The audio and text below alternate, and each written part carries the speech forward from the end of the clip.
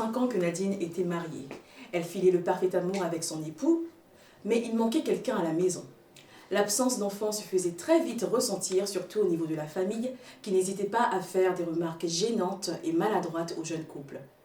Alors c'est pour quand? Vous êtes mariés depuis, mais on ne voit toujours rien, le temps passe, vous ne rajeunissez pas, il faut faire les enfants. Ta cousine s'est mariée récemment, mais elle est déjà enceinte. Qu'est-ce que tu attends? Anéantie, le cœur en miettes, Nadine doit malgré tout apprendre à vivre dans une telle pression. Ce que ses proches ignorent, c'est qu'elle souffre du fibrome utérin, une pathologie gynécologique qui l'empêche de concevoir.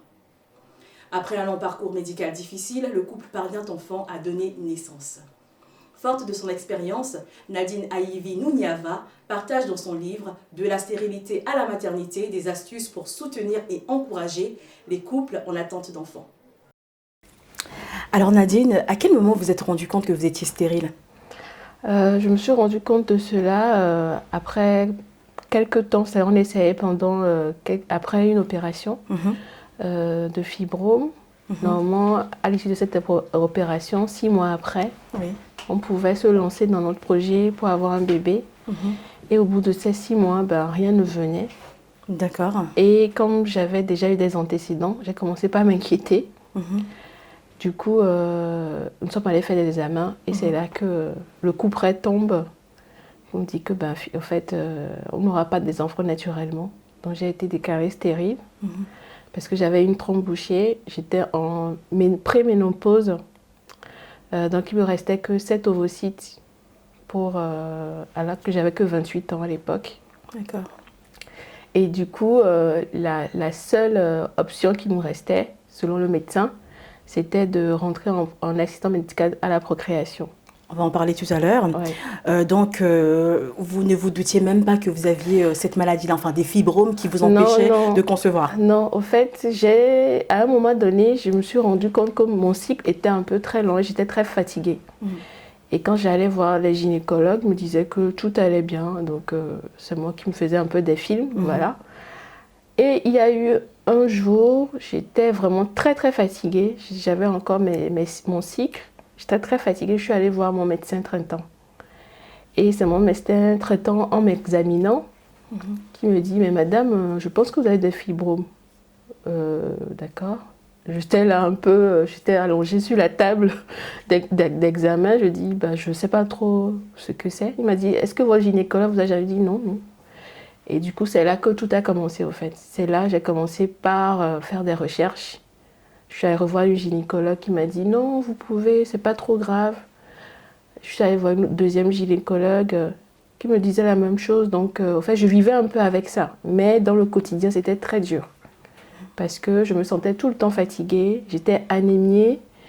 C'était inconfortable aussi parce que au niveau de mon intimité, c'était pas ça. Il fallait tout le temps et faire attention pour ne pas se salir, au fait, être taché par le sang, parce que la quantité de sang que je perdais était vraiment énorme.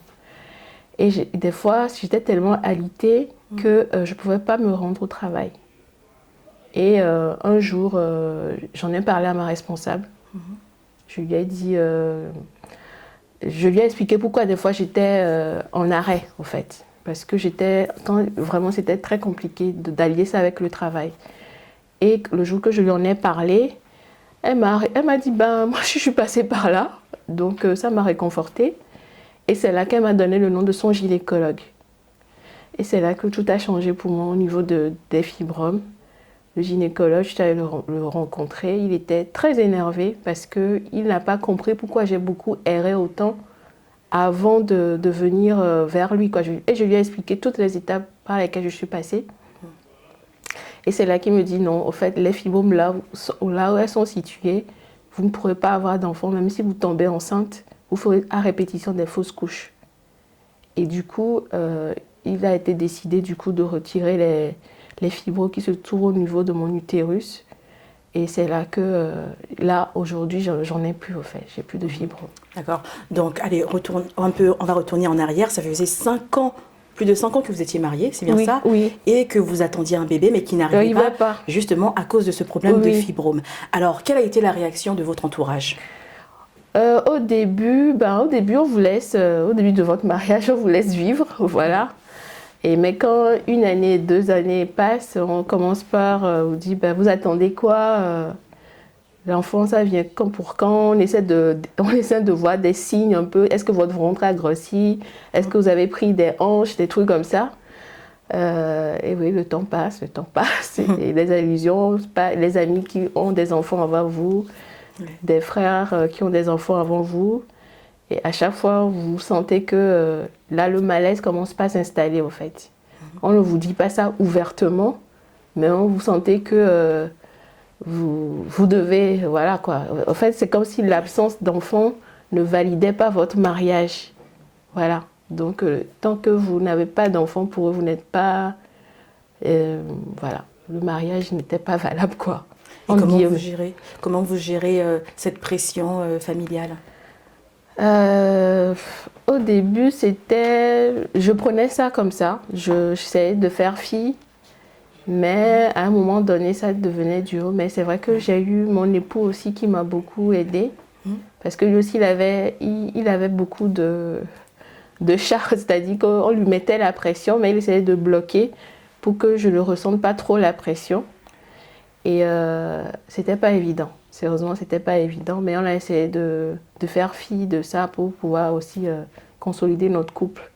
Alors, comment on fait comment on se sent, quand on ne peut pas concevoir?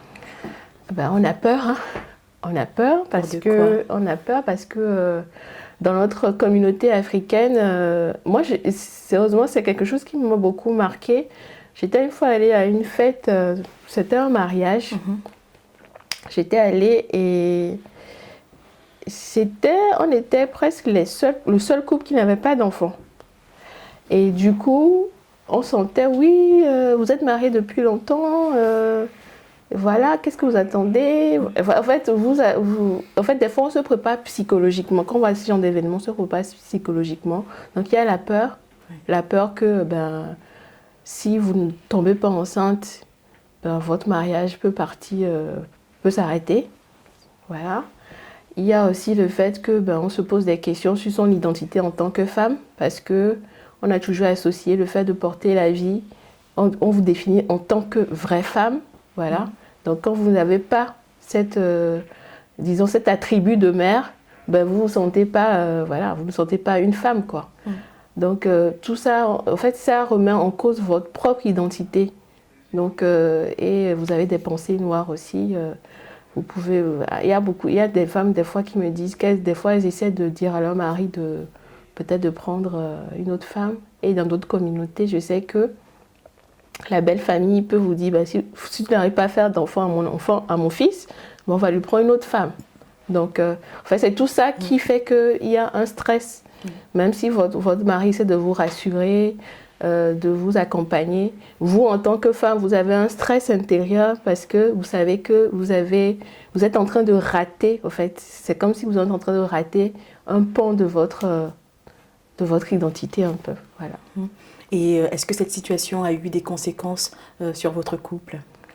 Moi, je dirais que c'était plutôt bénéfique parce que ça nous a plutôt... on a renforcé notre couple par rapport à cette épreuve. Moi, j'ai découvert mon mari autrement, en fait. Et sérieusement, je sais que j'ai eu beaucoup de chance sur ce point. Donc, non, ça nous a vraiment renforcé. On a développé une autre... en fait, c'est vrai qu'on avait une envie d'avoir des enfants, mais on ne s'est plus trop focalisé là-dessus. Mais on a développé notre amitié et aussi notre communication. Alors Nadine, je vous propose de marquer une petite pause pour suivre la pub et on revient tout de suite après.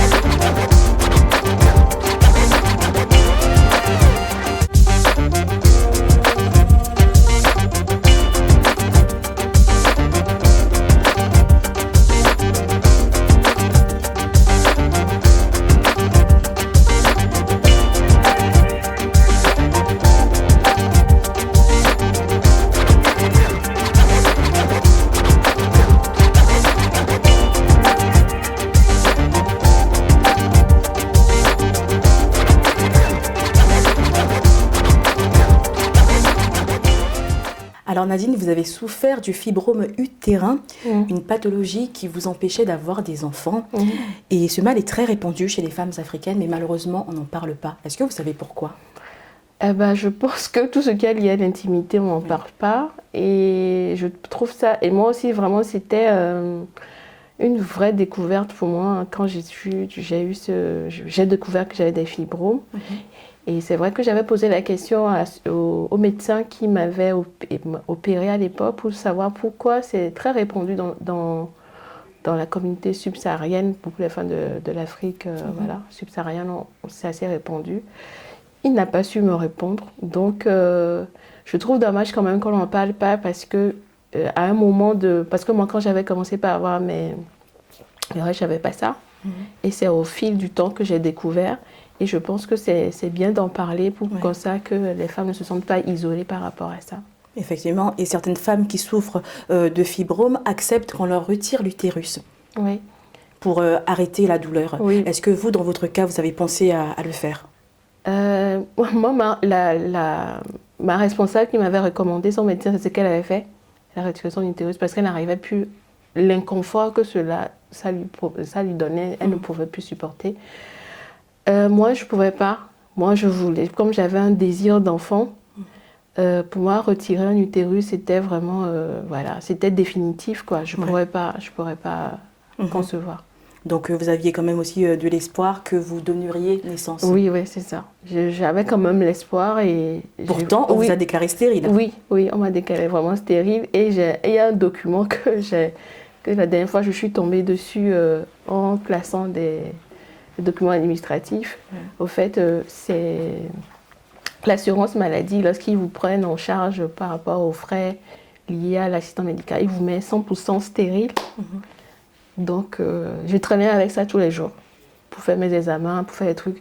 Donc, imaginez que mentalement, vous regardez tout le temps, votre cerveau enregistre cette information tout le temps. Donc, c'était vraiment dur. Le jour que je suis retombée sur ce document, alors, vous en parlez, j'ai un peu la peur de poule, mais c'est vrai que c'est dur. C'est vraiment dur. Voilà. Bon, en tout cas, depuis, vous avez obtenu guérison. Quel a été votre remède alors?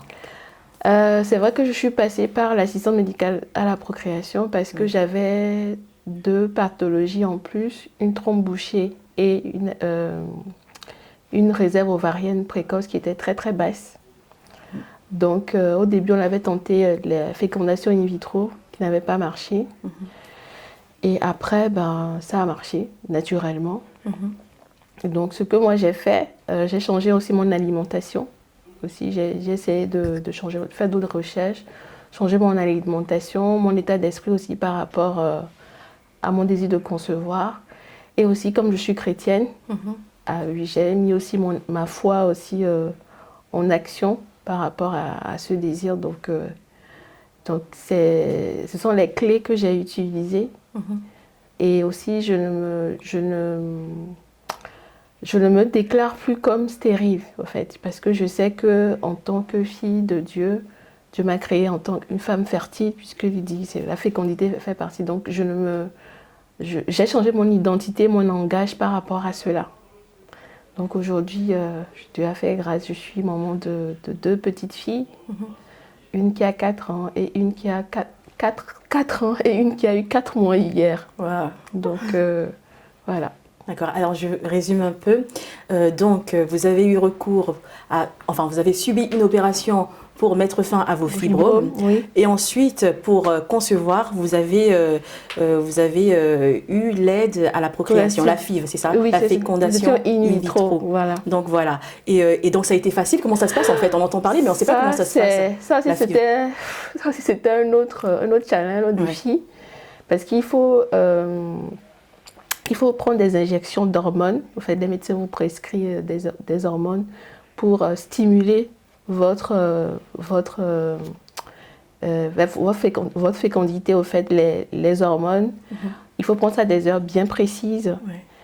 Et donc, il fallait aussi, après, chaque matin, aller au centre médical pour vérifier si votre stimulation marche. Donc, il fallait faire ça très tôt, allier ça avec le travail. Moralement, vous pouvez être sur les nerfs parce que les hormones là sont très puissantes, donc ça a un effet sur vos humeurs et la stimulation ne peut ne pas marcher. Donc si la stimulation a marché, là on passe à l'étape 2, c'est-à-dire qu'on constate que votre organisme reproductif est en train de bien répondre aux hormones. Donc là on va faire une ponction de vos ovocytes. On va mener dans un laboratoire, on va prendre la semence de votre époux et on va attendre que la magie s'opère en laboratoire. Et si ça ne marche pas, voilà. Donc on va attendre qu'il y ait une fécondation. Maintenant, du coup, la fécondation, si ça marche, après, on vous met l'embryon dans votre ventre. Voilà. Et maintenant, vous attendez 2 semaines pour savoir si l'embryon a marché ou pas, si vous êtes réellement enceinte. Donc, dans toutes ces étapes-là, je dis ça de manière raccourcie, mais chaque fois, c'était vraiment un véritable challenge parce que il fallait vraiment être très rigoureuse. Et aussi, on se sent aussi mal parce qu'on se dit que ce que les gens font naturellement pour avoir des enfants, vous devez passer quand même par toutes ces étapes pour juste concevoir. Donc ça aussi, il faut faire aussi un deuil par rapport à ça, que vous n'aurez pas des enfants normalement, mais il faut passer par la médecine pour vous aider. Donc ça aussi c'est quelque chose. Et quand la fécondation n'a pas marché, là vraiment, là c'était, on était trop, on était plus bas que terre, quoi. C'est-à-dire que notre espoir était là-dedans et du coup, moi j'ai laissé tomber. J'ai laissé tomber parce que je dis, c'était trop lourd, c'est vraiment lourd. Hein. Il faut vraiment aller dans des centres. Moi, le jour que je suis allée dans un centre d'assistance médicale à la procréation, quand j'ai vu le nombre de personnes qu'il y avait, j'étais choquée. Parce qu'il fallait être là-bas à 6h30 pour faire une prise de sang, faire une échographie pour voir tout, si tout prend. J'ai dit, waouh, je ne suis pas la seule du coup. Donc, et plus je faisais des recherches, plus je me rendais compte que c'est devenu malheureusement le mal du siècle. Parce que l'infertilité, beaucoup de gens le vivent. Il y a aussi l'environnement aussi qui joue là-dessus. Donc ça a été vraiment un parcours du combattant que d'avoir ces enfants. Et finalement, vous avez fini par les avoir naturellement alors que vous avez été déclarée stérile. Voilà. Comment ça se fait? Comment vous expliquez ça? Ça aussi, je suis allée... du coup, comme je l'ai dit, on avait eu un échec par rapport à la fécondation. Donc, j'avais vraiment laissé tomber. Et le médecin m'a rappelé pour dire non, il faut réessayer. Du coup, il fallait encore me donner une dose encore plus élevée des hormones. Donc, je devais aller la voir pour qu'on replanifie tout ça. Voilà. Et je n'étais pas vraiment, ni moi ni mon mari, on n'était plus très motivés, quoi. Et du coup, je suis allée à la consultation. Et il a dit, bon, ne vous inquiétez pas, ça arrive. Mais il faut qu'on fasse vite parce que moi en fait, mon problème, c'est que si je laisse trop le temps passer, je n'aurai même plus d'ovules pour avoir d'enfants. Parce que ça aussi, j'aimerais bien attirer l'attention là-dessus parce que on vit dans un environnement très, très pollué maintenant. Les perturbateurs endocriniens, là, ont vraiment une incidence sur la fécondité des femmes.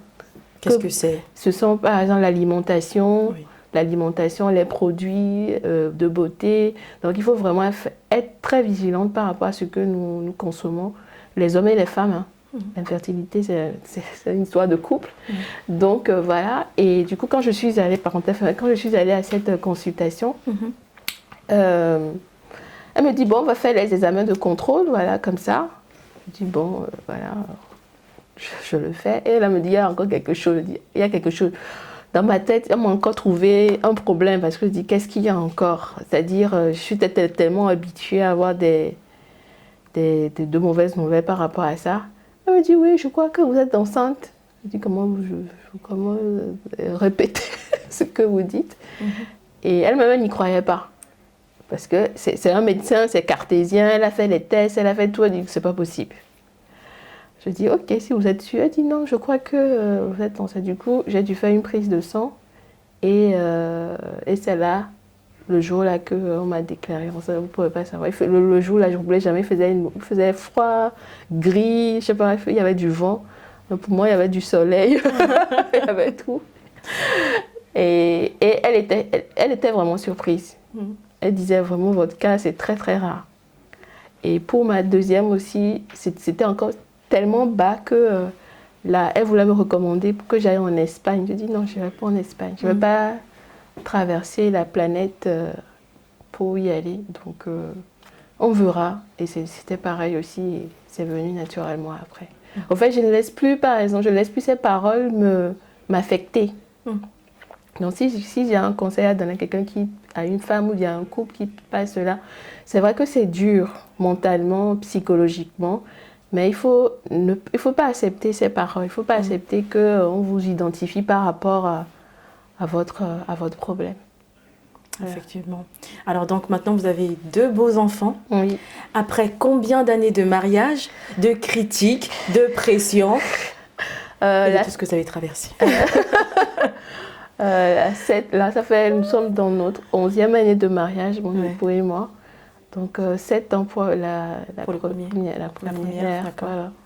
Et là, la deuxième, elle a 4 mois. Donc 19 ans après.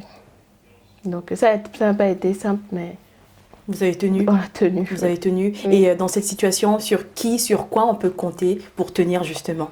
Moi, je dirais il faut avoir quand même des personnes de confiance à qui se confier. Moi, dans mon cas, ça a été ma responsable au travail.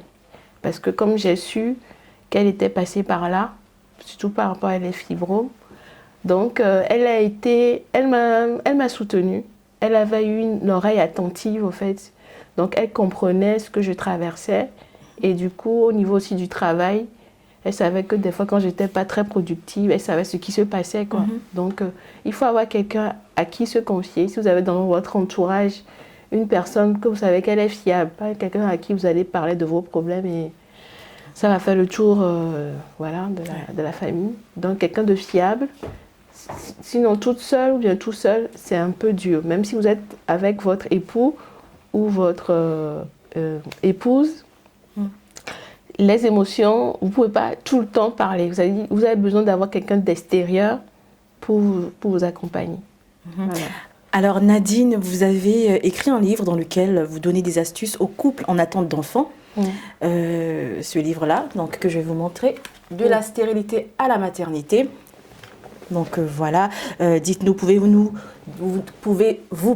dévoiler quelques astuces? Pas tout, parce que les téléspectateurs, les internautes doivent lire ce livre. Donc voilà, 1 ou 2 astuces comme ça aux parents qui attendent des enfants.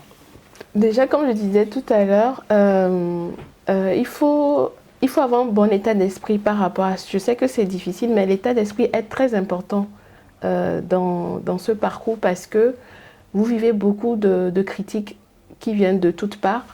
Donc, il faut avoir un bon état d'esprit. Ne pas se définir par rapport à sa stérilité ou bien son infertilité. Deuxième chose aussi, il faut aussi se faire accompagner médicalement. Je sais que dans notre communauté, on a tendance à essayer d'abord les produits traditionnels et quand ça ne va pas, c'est en ce moment qu'on va voir un médecin. Moi, je peux faire le contraire. On peut pas utiliser un produit alors qu'on ne sait pas de quelle maladie on souffre. Peut-être que c'est votre conjoint. Non, les examens, c'est à 2. Ça aussi, j'attire l'attention là-dessus. Parce que ce n'est pas seulement l'infertilité, c'est une histoire de couple. Donc, faire les examens à 2, votre femme, votre conjoint, je sais que beaucoup d'hommes n'aiment pas le faire, mais si vous voulez avoir un enfant, il faut passer par là. Ensuite, si vous êtes croyant, il faut prier. Il faut proclamer. Moi, je faisais beaucoup des proclamations. J'utilisais les versets bibliques où on parlait de la fécondité de la femme, les promesses de Dieu par rapport à la fécondité.